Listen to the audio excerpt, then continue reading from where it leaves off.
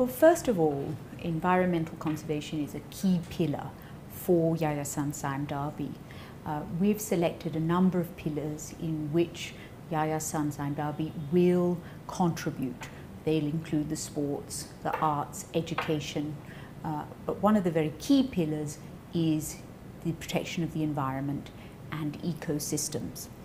And at the commencement of the new Yayasan Sime Darby, I call it that, that the big 9 were identified as iconic species that we wanted to help to preserve within Malaysia.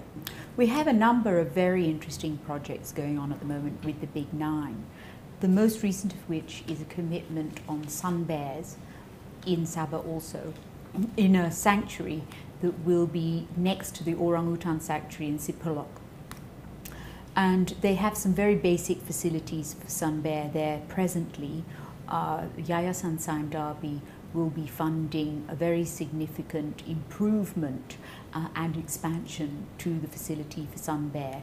For the next year, we've committed 2.1 million ringgit to upgrade the facilities. Another major commitment this year was on hornbill, where we will be working with the Malaysian Nature Society, extending a project that we have run with them previously, which will be researching into hornbill up in the Blum Temengor area, and we will be funding that to 1.2 million over the next 2 years. That our principal funder is Sime Darby, and they have made annual commitments to fund Yayasan Sime Darby, and it is the responsibility of the management and board to ensure that funding is properly spent and well governed.